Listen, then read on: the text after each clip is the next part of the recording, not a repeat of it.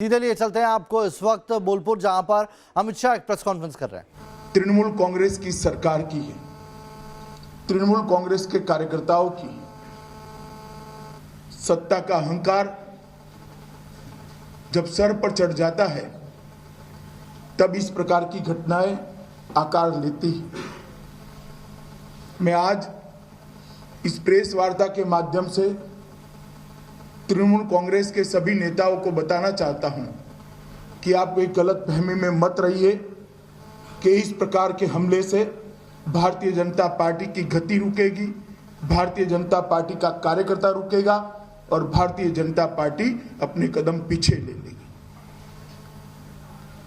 जितना इस प्रकार की हिंसा का वातावरण बनाएंगे, भारतीय जनता पार्टी और मजबूती के साथ बंगाल के अंदर अपने आप को मजबूत करने के लिए परिश्रम करेगी। हिंसा का जवाब हिंसा नहीं हो सकता, मगर भारतीय जनता पार्टी के कार्यकर्ताओं ने तय किया है हिंसा का जवाब हम लोकतांत्रिक तरीकों से देंगे और आने वाले चुनाव में इस सरकार को परास्त कर कर हम दिखाएंगे। मित्रों, मेरे लिए चिंता का विषय यह भी है कि हमला होने के बाद जो प्रतिक्रिया आनी चाहिए थी राज्य की मुखिया की ओर से, वो प्रतिक्रिया भी नहीं आई और एक प्रकार से तृणमूल कांग्रेस के नेताओं के जो बयान थे वो बयान इसका समर्थन करते हुए इस प्रकार से हुए, वो ज्यादा चिंता का विषय है। जहां तक बंगाल का सवाल है, बंगाल के अंदर पहले कई बार मैंने कहा है, मैं आज इसकी डिटेल में नहीं जाऊंगा, परंतु मैं उल्लेख इसका जरूर करना चाहता हूं कि राजनीतिक हिंसा चरम सीमा पर है। 300 से ज्यादा भारतीय जनता पार्टी के कार्यकर्ताओं की हत्या कर दी है और उसकी जांच में तनिक भर भी 1 इंच भी प्रोग्रेस कहीं पर दिखाई नहीं पड़ता है। भ्रष्टाचार भी चरम सीमा पर है। साइक्लोन के राहत का जो पैसा देना होता है, भारत सरकार जो भेजती है, उसमें भी सत्ताधारी दल ने अपने कार्यकर्ताओं का उपयोग कर कर बेफाम भ्रष्टाचार किया। मोदी जी ने गरीबों के लिए खाना भेजा, कोरोना के काल में 9 महीने तक उसके पूरे की पूरी बोरियां गायब हो गई, गरीब भूखा रहा। इसकी जिम्मेदारी किसकी है? क्या सत्ता में है उनकी नहीं है? हाईकोर्ट ने दखल करनी पड़ती है, सीएजी के स्पेशल ऑडिट के लिए ऑर्डर करने पड़ते हैं। और क्या डर है सीएजी के ऑडिट से? क्यों इसके खिलाफ सुप्रीम कोर्ट में जाना पड़ता है? अगर कोई चोरी नहीं हुई है तो कहना चाहिए हम सीएजी के ऑडिट के ऑर्डर का स्वागत करते हैं। क्यों भागा जा रहा है सीएजी के ऑर्डर से? इसलिए भागा जा रहा है कि भ्रष्टाचार हुआ है। भ्रष्टाचार की जानकारी भी है जो सत्ता में है, मगर अपनों ने किया है तो उस पर बोलने के लिए कुछ है नहीं। अपनों ने किया है इसलिए पकड़ने के लिए हिम्मत नहीं है। जब परिवारवाद चलता है राजनीति में, तब इसी प्रकार की घटना एक के बाद एक आकार लेती है। मित्रों, बंगाल के अंदर भारतीय जनता पार्टी का तैयारी का जो अभियान है, उसमें 2 दिन से मैं बंगाल में हूं। कल भी मैं एक बहुत बड़ी रैली में गया था। तृणमूल कांग्रेस, टीएमसी और कांग्रेस पार्टी से बहुत सारे नेताओं ने भारतीय जनता पार्टी ज्वाइन करी। श्री शुभेंदु अधिकारी ने भी भारतीय जनता पार्टी ज्वाइन करी। मैं शुभेंदु अधिकारी का हृदय से स्वागत करता हूं भारतीय जनता पार्टी में। और हमारा मानना है कि अन्याय के खिलाफ जहां पर भी सार्वजनिक जीवन के, राजनीतिक जीवन के अच्छे कार्यकर्ता आवाज उठाने के लिए भारतीय जनता पार्टी को अपना प्लेटफॉर्म बनाना चाहते हैं, उन लोगों ने भारतीय जनता पार्टी में आना चाहिए। और जिस प्रकार का माहौल मैंने कल भी देखा था, आज भी देखा है, इतने छोटे से सेंटर पर इतने टेरर वाले वातावरण के अंदर, जहां कल रात को हमारे सारे पर्दे फाड़ दिए गए, सारे पोस्टर उखाड़ दिए गए, मगर आज जो जन सैलाब निकला है, मुझे लगता है उनकी आंखें खोलने वाला होगा। शायद ही इतने छोटे सेंटर पर इस प्रकार का भव्य रोड शो हुआ होगा। इसलिए मैं यहाँ की जनता का भारतीय जनता पार्टी की ओर से हृदयपूर्वक धन्यवाद कहना चाहता हूँ। मित्रों, जब हम आजाद हुए तब देश के जीडीपी के अंदर लगभग 1/3 हिस्सा बंगाल का हुआ हो, और आज वो घटकर नीचे नीचे नीचे चला गया है। लगभग 3 दशक के कम्युनिस्ट शासन और 1 दशक के तृणमूल कांग्रेस के शासन के अंदर ये ग्राफ नीचे गिरता गया है।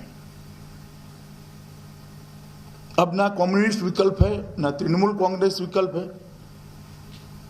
बंगाल को आगे ले जाना है तो मोदी जी का पूर्व उदय का जो मिशन है, पूर्व को देश के ईस्टर्न हिस्से को वो जो ग्रोथ इंजन बनाना चाहते हैं, इसी के साथ ही बंगाल की जनता हमारा सहयोग दे, ये मैं विनती करने आया हूं।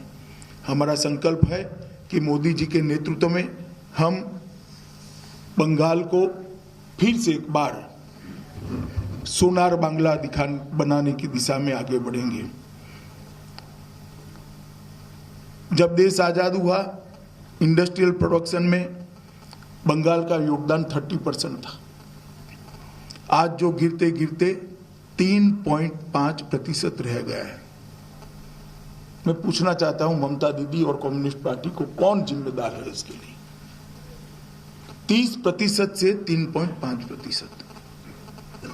मित्रों, जहां पर रोजगारी का सवाल है, सेटिस्फेक्शन रेशियो 27% था पहले 1960 में, आज वो 4% पर पहुंच गया।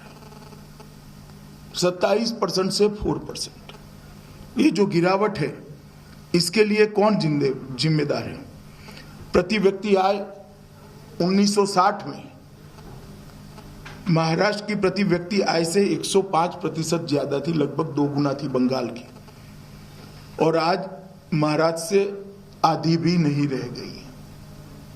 कौन जिम्मेदार है इसके लिए? 1960 से लेकर आज तक किसका शासन रहा, वो बंगाल की जनता अच्छे तरीके से जानती है। 1960 में बंगाल भारत के सबसे अमीर राज्यों के में शुमार हुआ करता था, 1 नंबर या 2 नंबर या 3 नंबर। आज वो बहुत नीचे गिरता हुआ दिखाई पड़ता है। कौन जिम्मेदार है उसके? एक जमाना था कि बंदरगाहों पर की आवाजाही 42% बंगाल में होती थी। आज देश की आवाजाही के लगभग 10% तक बंगाल रह गया है। कौन जिम्मेदार है इसके लिए? 1950 के दशक में देश की फार्मा इंडस्ट्री में लगभग 70% फार्मास्यूटिकल प्रोडक्ट्स का प्रोडक्शन बंगाल में होता था, जो आज गिरकर 7% रह गया है। 70% से 7%। कौन जिम्मेदार है इसके लिए? पंजाब का और बंगाल का जूट उद्योग बहुत महत्वपूर्ण था, जो रोजगारी भी देता था, किसानों को भी संबल प्रदान करता था। जूट उद्योग भी आज बहुत सारी जूट मिलें बंद है और कागज पर चल रही है। इसके लिए कौन जिम्मेदार है, मैं इसको पूछना चाहता हूं। प्रति व्यक्ति आय में बढ़ोतरी में 2018-19 के देश के 32 राज्यों में बंगाल 22वें स्थान पर खड़ा रह गया है। कौन जिम्मेदार है इसके लिए? प्रति व्यक्ति आय स्थिर मूल्यों पर 18-19 की, पहले मैंने जो कहा करंट प्राइसेस पर कहा, अब मैं स्थिर मूल्य पर कहता हूं, देश के 32 राज्यों में 24वें स्थान पर है। मुझे मालूम है तृणमूल तुरंत ये आंकड़ों को चैलेंज करेगी।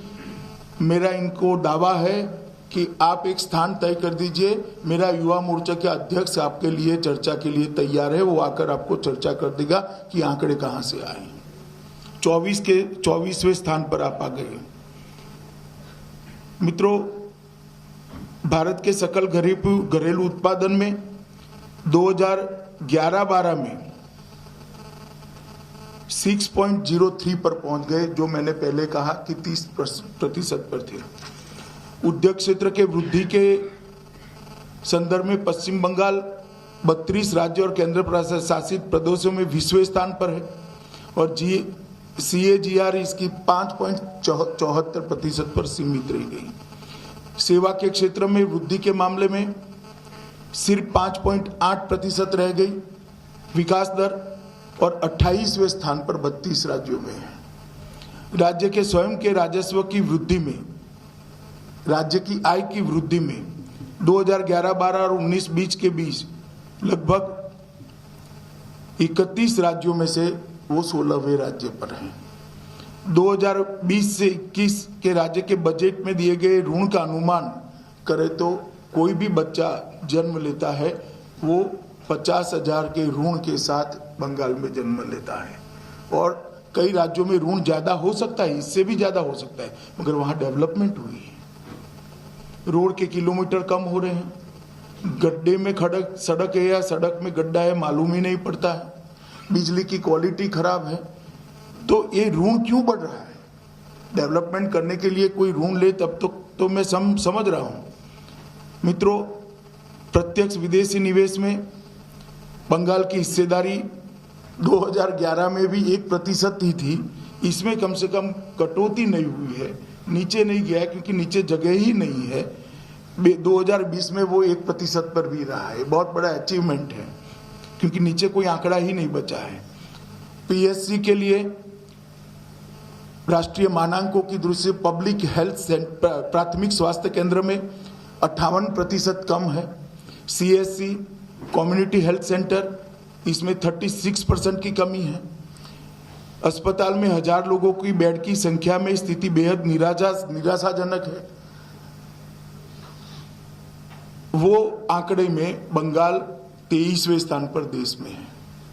1000 लोगों के बीच में जितने बेड होने चाहिए इसके आंकड़े में।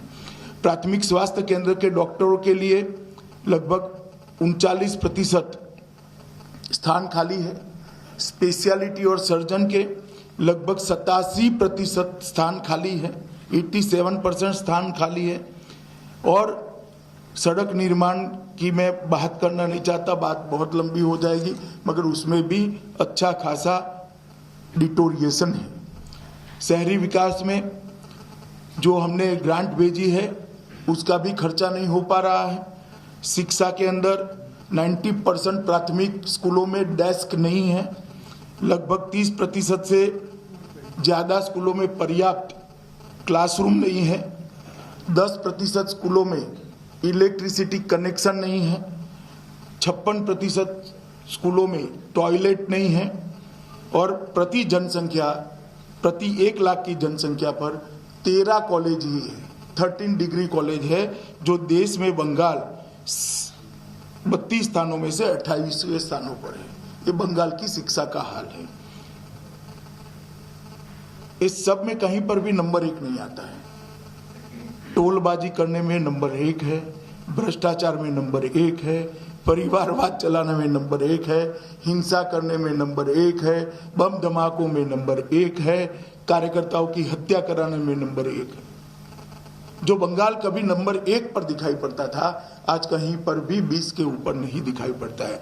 जहां तक कृषि का सवाल है, मोदी जी ने देश के लगभग 10 करोड़ किसानों को 95,000 करोड़ रुपया की सहायता विगत 1.5 साल के अंदर दी है। 10 करोड़ किसानों को 95,000 करोड़ की सहायता बंगाल के एक भी किसान को नहीं मिली, क्योंकि वो सूची ही ममता दीदी नहीं भेजती।